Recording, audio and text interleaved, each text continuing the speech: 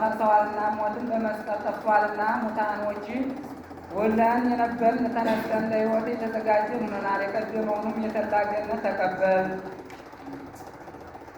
ስለዚህ የማይለወጥ የፈጣሪያችን የክርስቶስ ስልጣን ፈጽመን እናመሰግናለን፣ እናከብራለን። መድኃኒታችን እግዚአብሔር ሆይ ይቅር በለን ራራለን እያልን ወደ እርሱም እንጮኻለን ዛሬ ዘወትር ለዘላለሙ።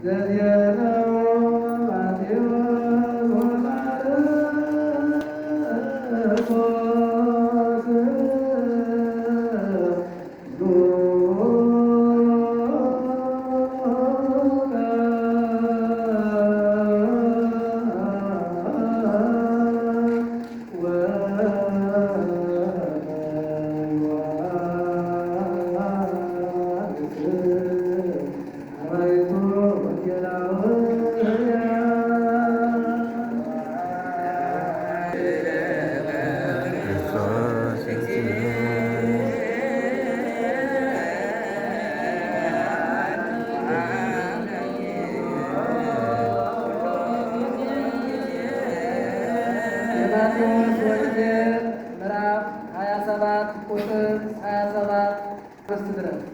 ከዚህ በኋላ የጭፍሮቹ ባለጠጎች ጌታ ኢየሱስን ተቀብለው ከአደባባይ ወደሚፈርዱበት ቦታ ወሰዱት። የጭፍሮቹን ሰራዊት ሁሉ ሰበሰቡ።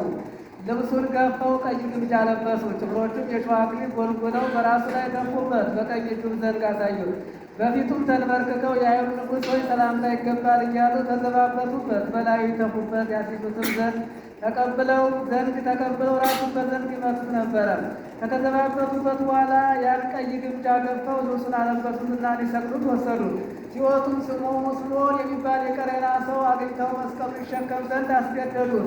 ትርጓሜው የራስ ቅል ወደሚሆን ጎልጎታ ወደሚባል ቦታ በደረሱ ጊዜ ከሐሞት የተቀላቀለ ወይን ሊጠጣ ዘንድ ሰጡት። ቀምሶ መጠጣትን እምቢ አለ። ከሰቀሉትም በኋላ ተጣጥለው ልብሱን ተካፈሉ። ልብሴን ለራሳቸው ተካፈሉ፣ በቀሚሴም ላይ ዕጣ ተጣጣሉ ያለው የመጽሐፍ ቃል ይፈጸም ዘንድ። እዚያም ተቀምጠው ይጠብቁት ነበር። ከራሱም በላይ የአይሁድ ንጉሥ ኢየሱስ ነው የሚል የበደሉን ጻፎ ጽፈው አኖሩ። ከዚህ በኋላ ሁለት ወንበዴዎች አንዱን በቀኝ አንዱን በግራ ከእርሱ ጋር ተሰቀሉ። የሚያልፉትም ራሳቸው እየነቀነቁ ይሰድቡት ነበረ። ቤተ መቅደስን የምታፈርሰው በሦስተኛው ቀን የምታንጸው አንተ ወይ ራስህን አድን፣ የእግዚአብሔር ልጅ እስከሆን እስኪ ከመስቀል ውረድ እያሉት ይሉት ነበር። እንዲሁም የካህናት አለቆች ከጻፎችና ከሽማግሌዎች ጋር ይዘባበቱ ነበር እንዲህ እያሉ ሌላውን ያድናል፣ ራሱን ግን ማዳን አይችልም። የእስራኤል ንጉሥ ከሆንክ እንግዲህ አሁን ከመስቀሉ ይውረድና አይተን እንመንበት። በእግዚአብሔር ከታመነ የወደው እንደሆነ ነው አሁን አድነው እኔ የእግዚአብሔር ልጅ ነኝ ይላልና። ከእርሱ ጋር የተሰቀሉ ወንበዴዎች እንዲሁ ያሽሟጥጡት ነበረ። ከ6 ሰዓት ጀምሮ እስከ 9 ሰዓት ዓለም ሁሉ ጨለማ ሆነ።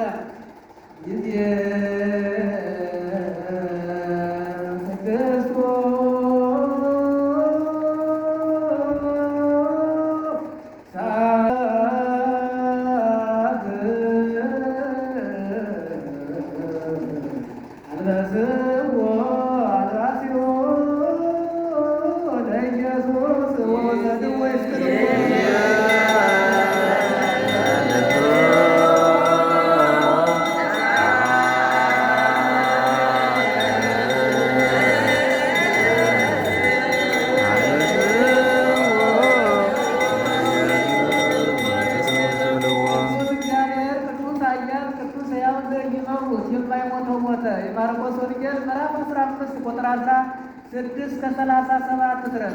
ወታደሮቹም ወደ ግቢ ውስጥ ወደ ፍርድ በመቀበያ አገቡት። ባለወጎቹ ጭፍሮች ሁሉ ጠሩ። ነጭ ሐርን አለበሱት። የሸዋ አክሊልም ጎንጉነው በራሱ ላይ ደፉበትና ተዘባበቱበት። የአይሁድ ንጉሥ ሆይ ሰላምታ ይገባል ይሉት ነበር። ራሱን በዘር ይመቱ ይተፉበት ነበር። ከቃወም ይሰግዱለት ነበር። በተዘባበቱበት ጊዜ ነጩን ሐር ገፈፉና ልብሱን አልብሰው ወደሚሰቅሉበት ቦታ ወሰዱ። መስቀሉ ይሸከም ዘንድ የቀሬና ሰው የሆነ ከመንገደኞች አንዱ ስምዖን የሚባል መንገድ አላፊ ከበረሃ ሲመለስ ያዙት። እሱም የእስክንድሮስና የሮፎስን አባት ነው። ትርጓሜው የራስ ቅል ወደሚሉት ወደ ጎልጎታ ስፍራ ወሰዱት። ከከርቤ ጋር የተቀላቀለ ወይን ሊጠጣ ሰጡት። መጠጣትን እንቢ አለ። እሱም ተሰቀሉና በልብሶቹ ላይ ዕጣ ተጣጥለው እንደ ድርሻቸው ተካፈሉ። ሲሰቅሉትም 3 ሰዓት ነበረ።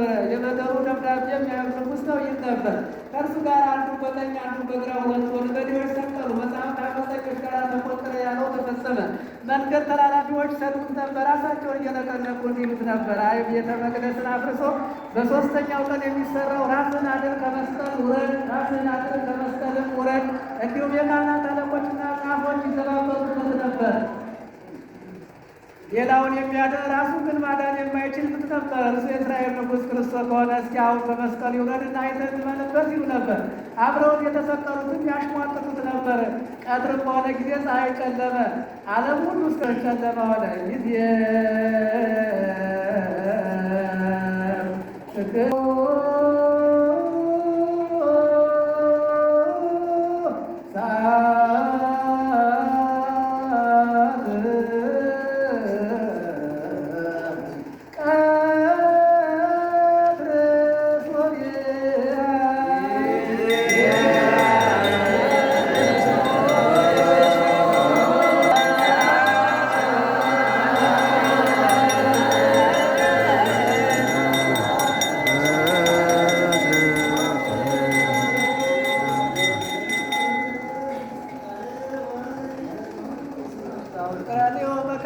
ቅዱስ እግዚአብሔር ቅዱስ ኃያል ቅዱስ ሕያው ዘኢይመውት የማይሞተው ሞተን ምዕራፍ 23-27-44 ድረስ። ብዙ ሰዎች ተከተሉ። ሴቶች የሚያዝኑለት ያለቅሱለት ነበረ። ጌታ ኢየሱስ መለስ ብሎ እንዲህ አላቸው፣ የኢየሩሳሌም ልጆች ለራሳቸውና ለልጆቻቸው አልቅሱ እንጂ ለእኔ አታልቅሱልኝ አላቸው። መካኖች ያልወለደች ማኅፀን ያላሳደጉ ጡቶች የተመሰሱ ናቸው የሚሉበት ወራት ይመጣልና ያን ጊዜ ተራሮች በላያችን ወደቁ፣ ኮረብቶችም ተጫኑና ይሏቸዋል። በዚህ እርጥብ እንጨት እንዲያደርጉ በደረቁ እንዴት ይሆን?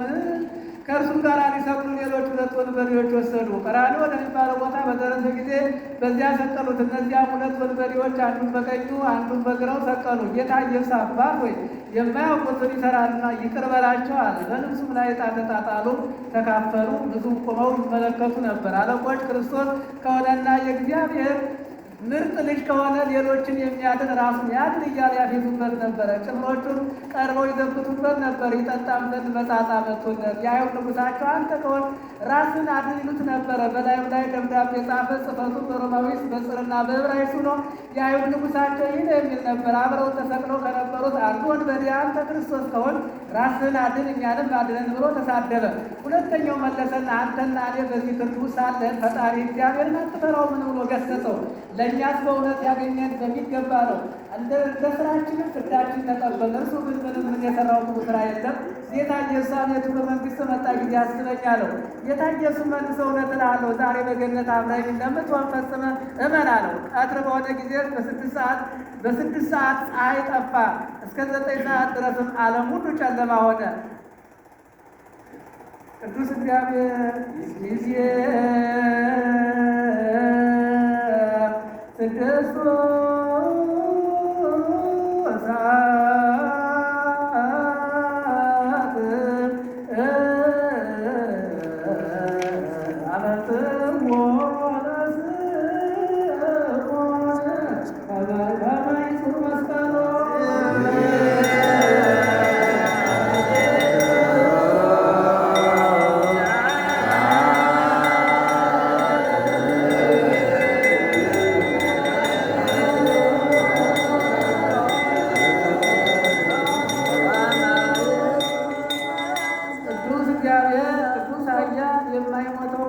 የዮሐንስ ወንጌል ምዕራፍ 19 ቁጥር 13 እስከ 27 ድረስ።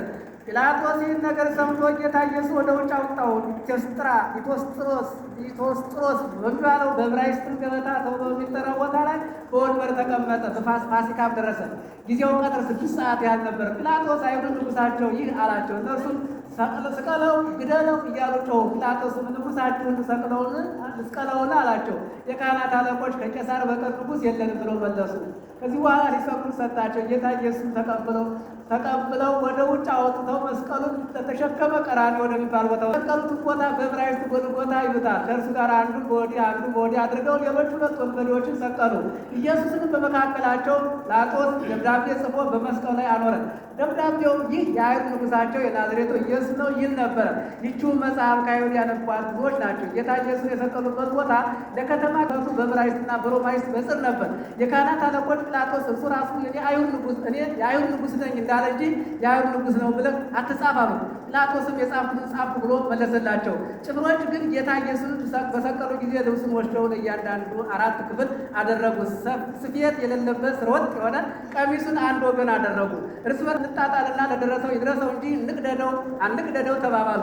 ልብሶችን ለራሳቸው ተካፈሉ፣ በቀሚሴም ላይ ዕጣ ተጣጣሉ ያለው የመጽሐፍ ቃል ይፈጸም ዘንድ ጭፍሮቹ እንዲህ አደረጉ። በጌታ በኢየሱስ በመስቀሉ አጠገብ የእናቱ እህት ቀለዮጳ ማርያም መግደላዊት ቆመው ነበረ። ጌታ ኢየሱስ እናቱን የሚወደውን ደቀ መዝሙሩን እናቱን አንቺ ሆይ እነሆ ልጅሽ አላት። ያ ደቀ መዝሙሩም እናትህ ነዋት አለው። ከዚያ ሰዓት ጀምሮ ያ ደቀ መዝሙሩ ተቀብሎ ቤቱ ወሰዳት።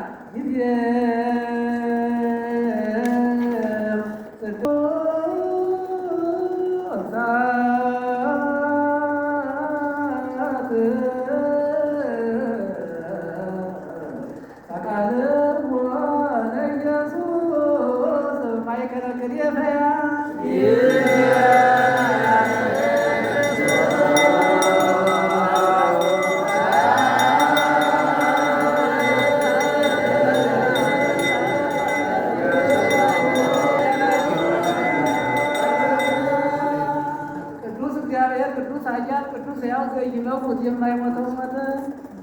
ድኅረ ወንጌል እናቱ በኢየሩሳሌም የምትኖሩላችሁ እነርሳቸው የአይሁድ የዳዊት ልጅ ጌታ ኢየሱስ በእንጨት መስቀል ይሰቅሉት ዘንድ የመንግሥት ልብሱን ታላቅ ቀይ ግምጃ አልብሰው በራሱ ላይ ከእሾህ የተሠራ ዘውድ ደፍተው መስቀል ላይ እንዳወጡ ታዩ ዘንድ ወደዚህ ቦታ ነው። ሰማይን በከዋክብት የሸለመ ምድርን በሥልጣኑ የፈጠረ በአበቦች ያስጌጠ እርሱን ለመዘባበቻ በቀኝ እጁ በትር ያስያዙት የመምህርና የጥበበኞች እውቀት የሚወርሱ አንድ ድል አድራጊ ንጉሥ በሰልፍ ውስጥ መስቀሉ በኋላው ከፍ ከፍ አደረገ። ለፋሲካው በዓል የመጡ ሴቶች የሆነውን ባዩ ጊዜ ፈጽሞ አለቀሱ። ወደ እርሳቸው ተመልሶ እናንተ የኢየሩሳሌም ወረዳጆች በእኔ ላይ እንደዚህ አታልቅሱ፣ ስለሚመጣው ታላቅ መከራ ስለሚያገኘው ስለ ራሳችሁ አልቅሱ እንጂ ብዙ ሁከትንም ታውካላችሁ። ከጥቂት ዘመናት በኋላ ያልጸነሱና ያልወለዱ አጥብተው ያላሳደጉ ጡቶች የመካኑ ማኅፀን የምታስገኙበት ወራት እነሆ ይመጣል። ተራሮች በላያችን የወድቁበት ኮረብቶችም ይጫኑባችኋላችሁ። በዚህ በርቅቡ እንዲህ ካደረገ በደረቁማ ምን ያደርጉ ይሆን? ወደ ቀራንዮ በወሰዱ ጊዜ ሸክመው ይኸው ጎልጎታ ነው መስቀል አቁመው እንደ ሕጋቸው በላዩ ሰቀሉት። በነቢይ ከበደለኞች ጋር ተቆጠረ የተባለ ይፈጸም ዘንድ ከእሱ ጋር ክፉ አድራጊዎች አንዱን በቀኙ አንዱን በግራው ሰቀሉ። እነሱ ከበደላቸውና ከሰነፎች ጋር ቆጥረውታልና። ጭፍሮችም ልብሶችን ወሰዱ፣ ሥራውንም ጽፈው በራሱ ላይ አኖሩ። የካህናት አለቆች በልብሶች ላይ ዕጣ ተጣጣሉ። ባያቸው ተጣጣሉባቸው። ወደ 4 ክፍል ሰቀሉ። እንደዚህም ያ ንጉሥ እንደሆነ በዕብራይስጥና በጽር በሮማይስጥ ነው። ከራሱ በላይ ከተረፈ መስቀሉ አኖሩ። እነሆ ሕዝቡ አለቆችና መኳንንት ሁሉ ቆመው ነበር። ያለ ፍርሃት ራሳቸውን እየነቀነቁ ሌሎችን አዳነ። የተመሰገነ ብሩክ የእግዚአብሔር ልጅ ክርስቶስ እርሱ ከሆነ ራሱን ያድን እያሉ ይሳለቁበት ነበር። ሌሎችም ጭፍሮቹ እንደዚህ ይዘብቱበት